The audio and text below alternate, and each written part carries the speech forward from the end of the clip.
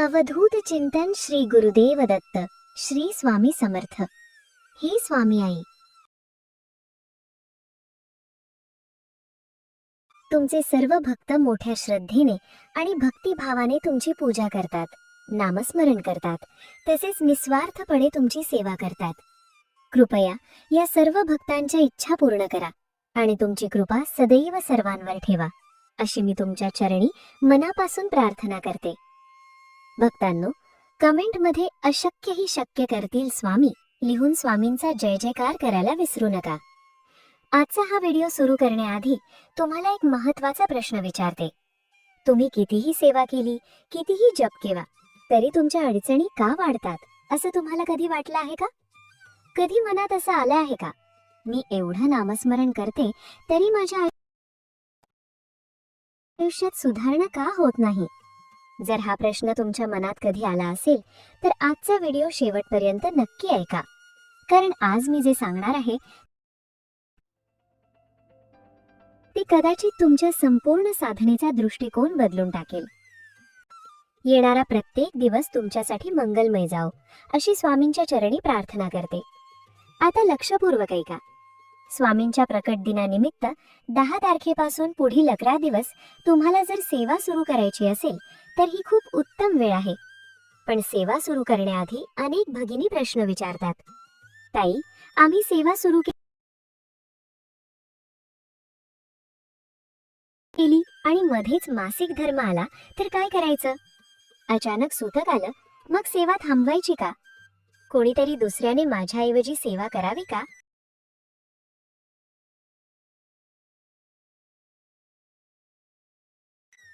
तर बघा, जर तुम्ही स्वतः संकल्प करून सेवा सुरू केली असेल किंवा करणार असाल तर ती सेवा शक्यतो तुम्हीच पूर्ण करावी।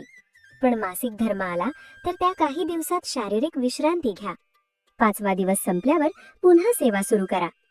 सेवा म्हणजे धावपळ नाही, सेवा म्हणजे स्पर्धा नाही, सेवा म्हणजे अंतर्मनातून केलेली अर्पण भावाची कृती आहे। काही भक्त विचारतात, दिवसाला 1 पारायण करू का? मी उलट विचारते, तुम्हाला खरंच इतका वेळ आहे का? आणि आहे तरी तुम्ही एकाग्रतेने, भक्ती भावनेने प्रत्येक ओळ मनात उतरवत वाचू शकता का? फक्त बोट ठेवून ओळी पुढे सरकवल्या तर त्याचा उपयोग काय? 2 वेळा, सकाळी आणि संध्याकाळी मन लावून केलेलं वाचन अधिक प्रभावी असतं। प्रमाणापेक्षा गुणवत्ता महत्वाची आहे। आता पुढचा महत्वाचा मुद्दा। काही महिलांना घरात बंधनं असतात। माझ्याकडे स्वामींचा फोटो नाही, मूर्ती नाही, ग्रंथ नाही, घरात परवानगी नाही, मग अशा वेळी काय करायचं? हे नीट ऐका। कलियुगात सर्वात प्रभावी, सर्वात सहज आणि सर्वात सामर्थ्यवान साधना कोणती असेल तर ती म्हणजे नामस्मरण। कोणतेही मोठं पूजन नको, नारळ, खडीसाखर, फुले, अगरबत्ती काहीच नको, फक्त एकच नाम, श्री स्वामी समर्थ किंवा श्री स्वामी समर्थ, जय जय स्वामी समर्थ। हा षडाक्षरी मंत्र तुमच्या श्वासात मिसळला पाहिजे। चालताना, बसताना, स्वयंपाक करताना, प्रवासात, अगदी मासिक धर्मात सुद्धा मनातल्या मनात तुम्ही नाम घेऊ शकता। नामाला विटाळ लागत नाही, नामाला सुतक लागत नाही। नाम म्हणजे ब्रह्मास्त्र आहे। पण इथे एक अत्यंत महत्वाची गोष्ट आहे, लक्ष देऊ ऐका। नाम घेताना मागणं कमी करा। आपण देवासमोर गेलो की आपली यादी सुरू होते, घर द्या, नोकरी द्या, मूल द्या, लग्न लावा, कर्जमुक्त करा। मागणं चुकीचं नाही, आपण सांसारिक माणसं आहोत। अडचण आली की देवाकडे धाव घेणं स्वाभाविक आहे। पण एका संकल्पात 4 मोठ्या इच्छा ठेवल्या तर मन एकाग्र कसं होणार? कल्पना करा, एखाद्या विद्यार्थ्याने पहिलीत असताना 12वीचा पेपर सोडवायचा प्रयत्न केला तर काय होईल? तसंच आपल्या साधनेत आहे। आधी मन स्थिर करा, आधी नामाशी नातं जोडा, मग बाकी गोष्टी आपोआप घडतात। या 11 दिवसांत एक प्रयोग करून बघा। फक्त एकच संकल्प ठेवा, महाराज, मला तुमचं नाम अखंड घ्यायचं आहे, बाकी जे योग्य आहे ते तुम्ही ठरवा। विश्वास ठेवा, ज्या व्यक्तीने नामाला धरून ठेवलं त्याला स्वामी स्वतः धरून ठेवतात। जो माझं नाम घेतो त्याची काळजी मी घेतो, असा भाव मनात ठेवा। आता काही जणी म्हणतात, ताई, आम्ही सेवा करतो पण अडचणी वाढतात। लक्षात घ्या, जीवन म्हणजे शाळा आहे। पहिलीतले धडे सोपे वाटतात, पुढे वर्ग वाढतो तसा अभ्यास कठीण होतो। पण याचा अर्थ आपण चुकीच्या मार्गावर आहोत का? नाही. याचा अर्थ आपण पुढच्या पायरीवर पोहोचलो आहोत. तसंच अध्यात्मात आहे.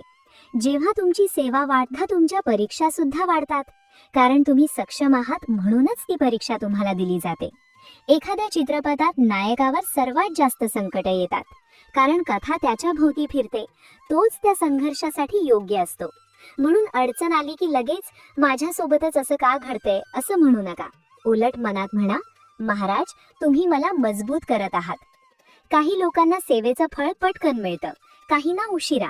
पण आपल्याला फक्त एकच गोष्ट हवीये, स्वामींची साथ. परिस्थिती कशीही असो, पण भिवू नकोस, मी तुझ्या पाठीशी आहे हा विश्वास मनात जिवंत असला पाहिजे. आता पुढे आपण पाहणार आहोत अडचणी वाढल्या की सेवा कशी वाढवायची. चमत्कार लगेच का दिसत नाहीत आणि आपल्या प्रयत्नांचं महत्त्व काय आहे. त्यामुळे शेवटपर्यंत नक्की ऐका. कारण कदाचित तुमच्या मनातला सर्वात मोठा गैरसमज तिथे दूर होईल. खूप लोक म्हणतात 24 तासात अनुभव मिळतो. पण आपण स्वतःला एक प्रश्न विचारूया. आपण आयुष्यभर किती चुका केल्या, किती वेळा चुकीचे निर्णय घेतले, किती वेळा देवाला विसरलो आणि आता एकदा ग्रंथ वाचला, एकदा जप केला आणि लगेच सर्व ठीक व्हावं अशी अपेक्षा ठेवतो. हे वास्तववादी आहे का?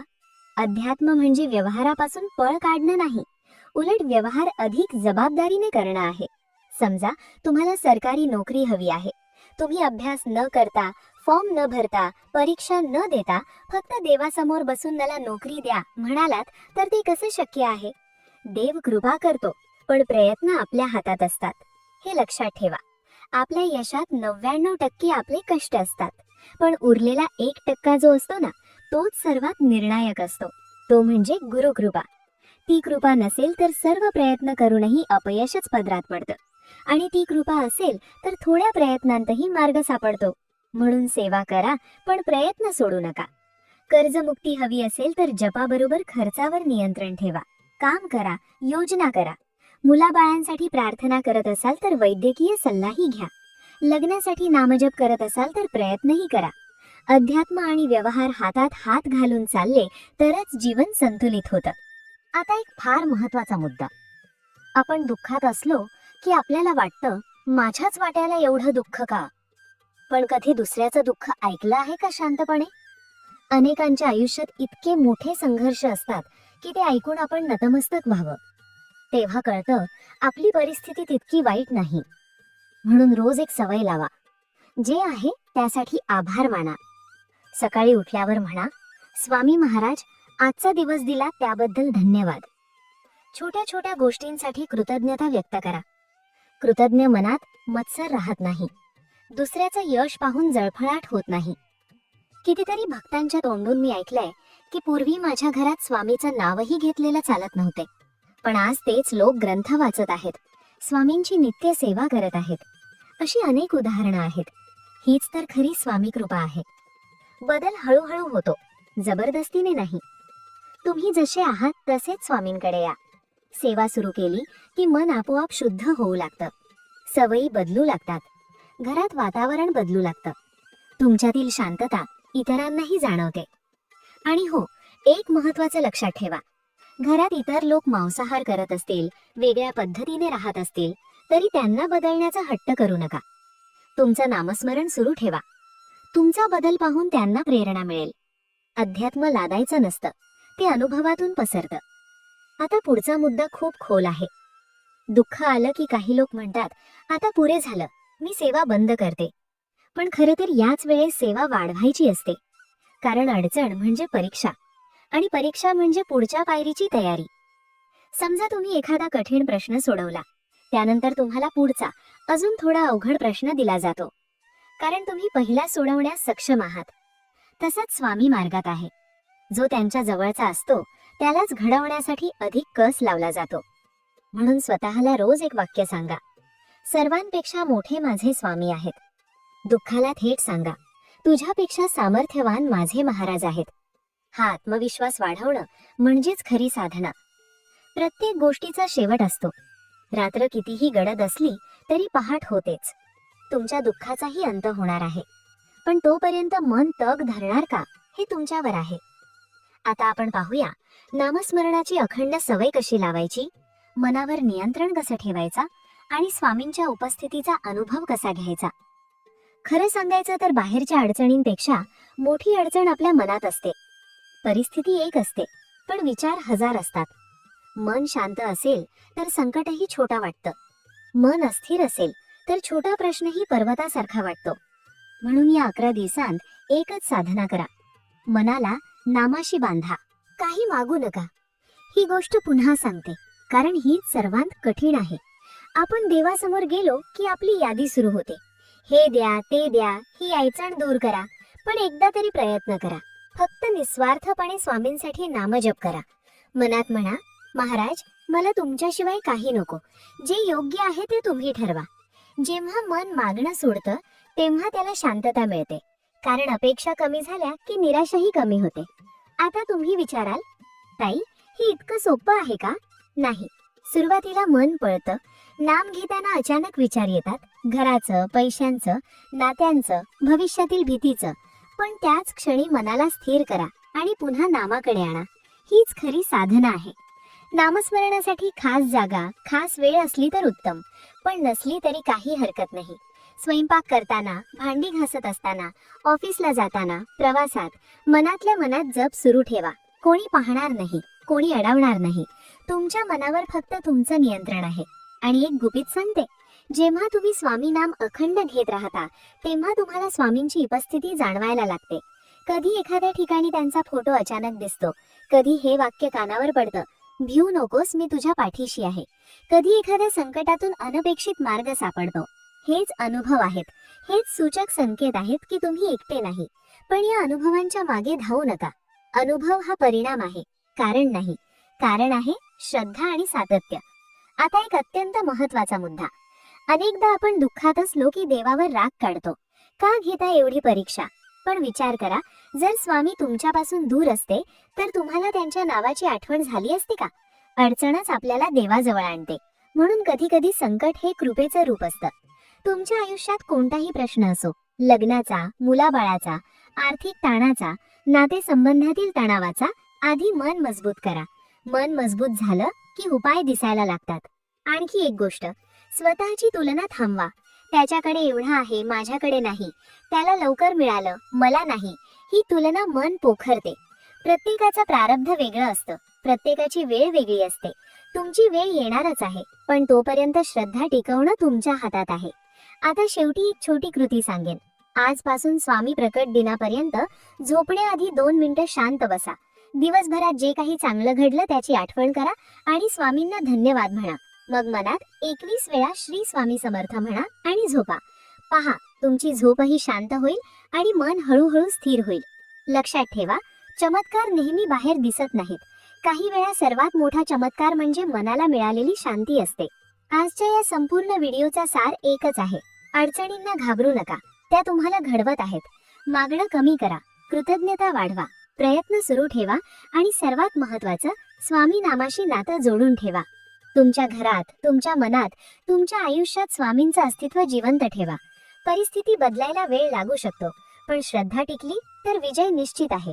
भक्तांनो, आजचा हा व्हिडिओ जर तुमच्या मनाला थोडा जरी स्पर्शून गेला असेल, जर एक वाक्य जरी तुमच्या परिस्थितीत आशेचा किरण ठरला असेल, तर ही गोष्ट इथेच थांबवू नका. सर्वप्रथम या व्हिडिओला एक मनापासून लाईक करा. तुमचा एक लाईक हा फक्त बटनावर क्लिक नसतो, तो स्वामींप्रती तुमचा विश्वास दर्शवतो. यामुळे हा संदेश अजून अनेक दुःखी, निराश, अडचणीत असलेल्या भक्तांपर्यंत पोहोचतो. जर तुम्ही अजून चॅनलला सबस्क्राईब केले नसेल तर आत्ताच सबस्क्राईब करा आणि बाजूला असलेली घंटा नक्की दाबा. कारण प्रत्येक वेळी जेव्हा नवीन सेवा, नवीन उपाय किंवा नवीन आध्यात्मिक मार्गदर्शनाचा व्हिडिओ येईल तेव्हा सर्वात आधी तुम्हालाच त्याची सूचना मिळाली पाहिजे. कधी कधी एक योग्य वेळी ऐकलेला संदेश आयुष्याची दिशा बदलतो. आता एक विशेष विनंती आहे. खाली कमेंटमध्ये फक्त श्री स्वामी समर्थ असे लिहा. काही मागू नका, फक्त प्रेमाने स्वामी नाम लिहा. तुम्ही लिहिलेलं प्रत्येक नाम हे तुमच्यासाठी एक जप ठरेल. आणि आपण सगळे मिळून जेव्हा कमेंटमध्ये नाम लिहितो तेव्हा एक सामूहिक नामस्मरणाची ऊर्जा तयार होते. त्या ऊर्जेचा लाभ प्रत्येकाला होतो.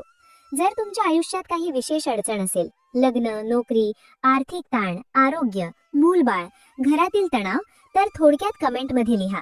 मी प्रत्येक कमेंट वाचण्याचा आणि शक्य तितकं मार्गदर्शन करण्याचा प्रयत्न करते. तुमची अडचण तुमची एकटीची नाही. हा संपूर्ण परिवार तुमच्या सोबत आहे. आणखी एक महत्त्वाची गोष्ट, हा व्हिडिओ किमान एका अशा व्यक्तीला शेअर करा जी सध्या खूप दुःखात आहे. कदाचित ती व्यक्ती बाहेरून हसत असेल पण आतून तुटलेली असेल. तुमच्याकडून गेलेला हा एक शेअर तिच्यासाठी स्वामींचा संदेश ठरू शकतो. आता पुढील 11 दिवस आपण सगळे मिळून एक छोटा संकल्प करूया. रोज किमान 108 वेळा श्री स्वामी समर्थ नाम घ्यायचं आणि झोपण्याआधी 2 मिनिटं स्वामींचे आभार मानायचे. हा संकल्प कमेंटमध्ये मी तयार आहे असे लिहून पक्का करा. जे लिहितील त्यांच्यासाठी विशेष प्रार्थना नक्की करेन. लक्षात ठेवा, चॅनल सबस्क्राईब करणं म्हणजे फक्त व्हिडिओ पाहणं नाही, ते म्हणजे या आध्यात्मिक प्रवासाचा भाग होणं आहे. इथे आपण फक्त माहिती शेअर करत नाही, तर श्रद्धा, विश्वास आणि सकारात्मक ऊर्जा शेअर करतो. शेवटी एकच सांग